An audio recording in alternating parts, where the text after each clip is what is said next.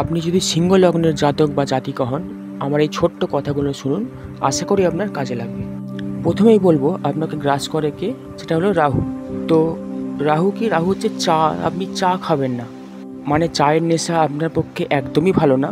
তারপর হচ্ছে আপনি ধরুন কোনো জায়গায় ঘুরতে গেলেন, কোনো বন্ধু বান্ধবের কাছে গেলেন, সেখানে যদি তারা চা খাওয়ায়, সেটা যদি ফ্রিতে তারা চা খাওয়াচ্ছে, তাহলে চা আপনি সেটা একদমই খাবেন না, সেটা আপনার পক্ষে খুবই খারাপ। এরপর হচ্ছে আপনি ভাতে যে কাঁচা নুনটা অনেকে ছড়িয়ে খায়, আপনি এটা একদমই খাবেন না, কারণ নুন হচ্ছে শুক্র।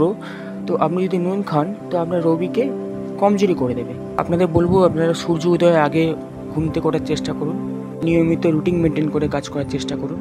সকালে ঘুম থেকে উঠেই আপনার পূর্ব দিকে যদি জানলা থাকে বা দরজা থাকে, সেটা খুলে রাখুন। আর সন্ধ্যার পর যদি পশ্চিমে কোনো জানলা থাকে বা দরজা থাকে, সেটা যতটা পারবেন বন্ধ করে রাখবেন, কারণ পশ্চিমটা হচ্ছে শনির দিক। কপালে লাল তিলক লাগাতে পারেন। বিট গাজর আপনার পক্ষে খাওয়া খুবই ভালো। নিয়মিত শাকসবজি খান। ভেজ খাদ্য আপনার পক্ষে খুবই ভালো, ননভেজ অনেকটাই খারাপ করে। নিয়মিত মেডিটেশন করুন। কালো এবং নীল বস্ত্র আপনি একদমই ধারণ করবেন না, সেটা আপনার নাভির নিচে পরতে পারেন, যেমন কালো প্যান্ট পরতে পারেন, ব্লু প্যান্ট পরতে পারেন। তো নাভির ওপরে আপনারা কালো জামা বা ব্লু জামা, মহিলারাও আপনারা কালো বা ব্লুটা অ্যাভয়েড করে চলবেন। মানে নাভির নিচে আপনি পরতে পারবেন, নাভির ওপরে কালো আর ব্লুটা একদমই পরবেন না। তবে কর্মক্ষেত্রে এগুলো পরা চলবে, তাতে কোনো অসুবিধা হবে না। আর বাড়িতে যেই সমস্ত শুভ কাজ করবেন, সেইগুলো পূর্ব দিকে মুখ করে করার চেষ্টা করবেন, এটা আপনার ভালো হবে। নিয়মিত আপনি সূর্যদেবকে জল প্রদান করতে পারেন। জলে একটু লাল সিঁদুর দেবেন, একটু আতপ চাল দেবেন, একটু লাল ফুল দেবেন, দিয়ে ওম সিং সূর্যায় নমঃ এটা মন্ত্রটা জপ করতে পারেন।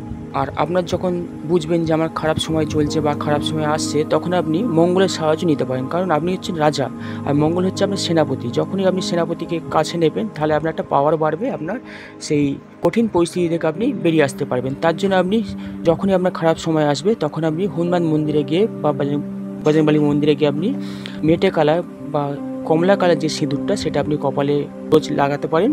মঙ্গলবার আপনি হনুমান মন্দিরে যান এবং হনুমান মন্দিরে যেই কমলা এবং হলুদযুক্ত যেই ধাগা, সেই ধাগা আপনি হাতে পরতে পারেন।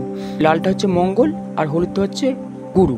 মানে যখনই আপনি আপনার সেনাকে নিয়ে থাকবেন, আপনার গুরুকে নিয়ে থাকবেন, তখন আপনি সেফ থাকবেন। আমি শ্যামল বৈরাগী। এই ছিল আমার ছোট্ট দু একটা টিপস। যদি আপনারা ফলো করতে পারেন, আশা করি ভালো থাকবেন। সকলেই ভালো থাকবেন, সুস্থ থাকবেন।